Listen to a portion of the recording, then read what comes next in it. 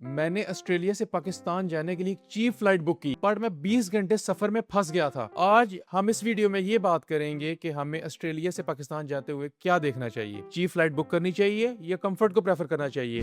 तो यार मैं गया हूँ चाइनीज एयरलाइन के थ्रू पाकिस्तान। चाइनीज एयरलाइन पे मैं फंस गया था, 20 घंटे के लिए वहाँ पे स्टे था। 20 घंटे में वहाँ पे स्टक हो गया था। वहाँ पे ना इंटरनेट चलता था और वाईफाई बहुत स्लो था। व्हाट्सएप का मैसेज भी नहीं जा रहा था। मुझे फूड की भी समझ नहीं आ रही थी, फूड हलाल भी नहीं मुझे मिल रहा था, और ऑन द फ्लाइट भी मुझे कोई फूड की इतनी खास समझ नहीं आई। तो मैंने वहां पे ये फील किया है कि यार मैं तो इस चीज को रिग्रेट कर रहा हूँ कि यार मैंने $300-400 तो बचा लिए हैं, but at the end of the day मैं काफी जो है वो स्ट्रगल कर रहा हूँ। तो आप क्या समझते हैं कि जो आजकल नए यंगस्टर्स पाकिस्तान जाना चाहते हैं वो क्या करें? वो कंफर्ट को प्रेफर करें या मनी को प्रायोरिटाइज करें? क्या एक बैलेंस होना चाहिए? ये तो मेरा ख्याल है एक पर्सनल चॉइस है। अगर आपके पास पैसे हैं और मेरे पास पैसे नहीं हैं तो फिर कंफर्ट आप प्रेफर कर सकते हैं, मैं नहीं कर सकता। तो अगर कोई स्टूडेंट है और वो चाहता है यार मैं थोड़ी सी मुश्किलात झेल लूंगा, मुझे कोई मसला नहीं यार, सो जाऊंगा, ना नींद आई नहीं सोऊंगा, खाना मिला खा लूंगा, लेकिन थोड़े बहुत पैसे लगे और मैं घर चला जाऊं, उसके लिए तो बेहतर है। लेकिन अगर आप कंफर्ट प्रेफर करते हैं तो फिर तो ये एक अच्छी ऑप्शन उतनी नहीं है, क्योंकि वहाँ पे हलाल फूड भी नहीं मिलता, मर्जी का फूड भी नहीं मिलता, चाइनीज फूड मिलता है मोस्टली चाइनीज फ्लाइट्स में, और एयरपोर्ट पे भी इतनी कोई अच्छी ऑप्शंस नहीं होते खाने के। तो इसलिए बेहतर है कि आप प्रेफर करें थाई एयरवेज। उसके अलावा जो और फ्लाइट्स हैं दुबई, एमिरेट्स वगैरह की, उसके अलावा कतर की, जो ये फ्लाइट्स हैं आप फिर उनको प्रेफर करें लग्जरी के लिए और कंफर्ट के लिए, तो वो मेरा ख्याल है मुनासिब बात रहेगी।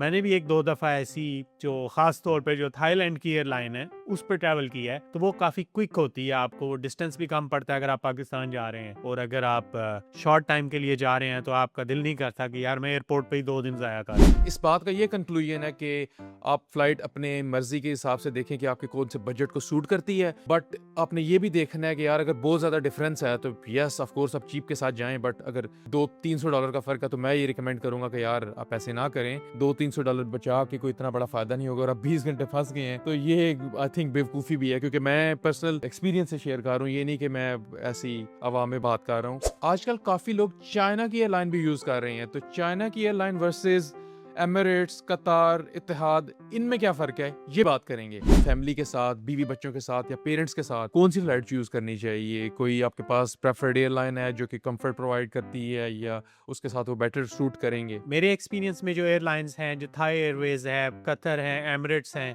और इसके अलावा जो क्लास 1 की जो एयरलाइंस हैं वो सब सिमिलर ही हैं, मिलती जुलती हैं। तो आपको जिसकी प्राइस उस वक्त में जिस टाइम आप जा रहे हैं वो अच्छी मिल रही है, तो इतना कोई खास फर्क नहीं है इनमें। लेकिन कुछ एयरलाइंस हैं जो श्रीलंकन एयरलाइन होगी या चाइनीज एयरलाइन होगी, बाज दफ़ा इनमें थोड़े से मसाइल का आपको सामना करना पड़ सकता है ट्रांजिट में या फूड में, या अगर आपने वहाँ अकोमोडेशन लेनी है, वहाँ रहना है, तो उसमें थोड़े से मसाइल बन सकते हैं। बाकी एयरलाइंस जो है उनमें इतने मसाइल नहीं बनते, आप कंफर्ट के साथ ट्रैवल कर सकते हैं और काफ़ी इजीली आप ट्रांजिट भी कर सकते हैं। अगर आप पेरेंट्स के साथ ट्रैवल कर रहे हैं या पेरेंट्स अकेले ट्रैवल कर रहे हैं और वो प्रेफर करते हैं कि शॉर्ट डिस्टेंस हो, यार वो इतना लॉन्ग वेट नहीं कर सकते, 24 घंटे वो प्लेन पे नहीं रह सकते, तो फिर थाई एयरवेज जो है उसके जरिए जाएं, वो ज़्यादा बेहतर है। उसमें फ़्लाइट का टाइम भी शॉर्ट होता है और ड्यूरेशन भी थोड़ा होता है। लेकिन अगर वो दुबई में स्टॉप करना चाहते हैं या उन्हें लैंग्वेज का इशू है, तो दुबई में पाकिस्तानी और इंडियन भाई काफ़ी होते हैं, तो वो इजीली उन्हें ट्रांजिट में मुश्किल नहीं होती। ऑस्ट्रेलिया से ओवरसीज जाना है तो चीप फ्लाइट कैसे बुक करनी है यार? कैसे पता चलेगा कौन सी एयरलाइन चीपेस्ट फ्लाइट दे रही है, सस्ते में बंदा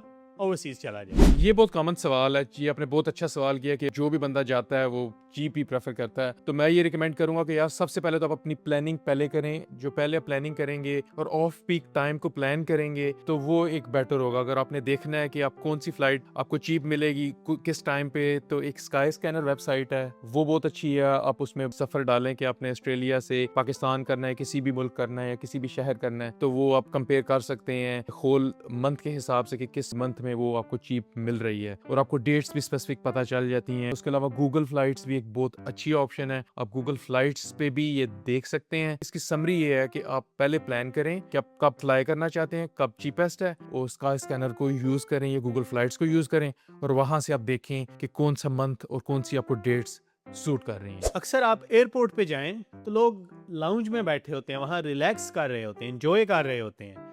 तो यार उस पे कैसे जाना है, उस लाउंज में कैसे एंटर होना है? क्या उसकी कोई एंट्री फीस होती है, कोई मेंबरशिप होती है, या क्या तरीका है उसका? इसकी काफ़ी मेंबरशिप्स होती हैं। एक प्रायोरिटी पास है, वो आपको एक्सेस देता है। दुनिया में काफ़ी ज़्यादा lounge, I think most of the airports उसमें होते हैं, उसमें लाउंज इंक्लूड होते हैं, तो वो आपको एक्सेस देता है। उसकी जो है वो मंथली एक मेंबरशिप होती है, वो ले सकते हैं। और उसके अलावा अगर क्रेडिट कार्ड आपके पास है EMX वाला, उसमें एक प्लैटिनम कार्ड है जो आपको प्रायोरिटी पास की मेंबरशिप आपके कार्ड में ही इंक्लूड करता है। तो विद डैट आप उस लाउंज को एक्सेस कर सकते हैं, बट आप ऑन द गो भी जा सकते हैं और ऑन द डे भी उसको परचेज कर सकते हैं। बट आई थिंक वो थोड़ा एक्सपेंसिव होता है। मे बी 1-2 घंटे की वो आपसे पर पर्सन $100 अराउंड दैट आपसे चार्ज कर लें। लाउंज पे भी डिपेंड करता है। कुछ लाउंज प्रीमियम होते हैं जो एक टाइम के ज़्यादा पैसे लेते हैं, बट अगर आप AMX यूज़ करते हैं तो प्लैटिनम AMX कार्ड पे प्रायोरिटी पास की फ्री आपको सब्सक्रिप्शन मिलती है और आप लाउंज को भी देख सकते हैं। बट ऑन द एयरपोर्ट अगर आपके पास टाइम है तो जाएं, उनसे पूछें वैसे कि कितने वो पैसे लेते हैं। और ऑन द गो अगर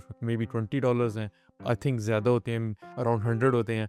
एक तो यार सब्सक्रिप्शन होती है प्रायोरिटी पास की जो आपके मुख्तलिफ एयरपोर्ट के लाउंजों में एक्सेस देता है। उसके अलावा मुख्तलिफ क्रेडिट कार्ड होते हैं। जो मैं क्रेडिट कार्ड यूज़ करता हूँ वो है EMX प्लैटिनम कार्ड। उसने मुझे प्रायोरिटी पास का जो है वो सब्सक्रिप्शन दी है। उसके अलावा क्या कोई क्रेडिट कार्ड आपके माइंड में एक आपने बताया प्रायोरिटी पास, दूसरा आपने बताया अमेरिकन एक्सप्रेस। उसके अलावा मेरा ख्याल है कंटस के या और भी जो क्रेडिट कार्ड्स हैं वो भी आपको शायद एक्सेस देते हैं। काफ़ी इनमें से डिपेंड करता है कौन सा आपके पास है, वो भी एक्सेस देते हैं। आप लाउंज यूज़ कर सकते हैं सिडनी एयरपोर्ट पे भी और इंटरनेशनल एयरपोर्ट्स पे भी। उधर जाएंगे लाउंज में, अब उनसे भी जाके ऑन द डे भी पूछ सकते हैं कि कैसे एक्सेस करें। बट आई थिंक वो $100 होता है एक पर्सन का, तो वो काफ़ी एक्सपेंसिव होता है। तो वो मैं रिकमेंड आपको नहीं करूँगा। मैं ये कहूँगा कि आप क्रेडिट कार्ड या प्रायोरिटी पास की अगर मेंबरशिप ले लें, अगर आप काफ़ी फ्रीक्वेंट ट्रैवल करते हैं, वो आपके पेरेंट्स के लिए भी और आपके लिए भी काफ़ी हेल्पफुल होगा। और आई थिंक आप जो है अपने साथ कोई गेस्ट भी लेके जा सकते हैं अगर आपके पास इसकी मेंबरशिप है।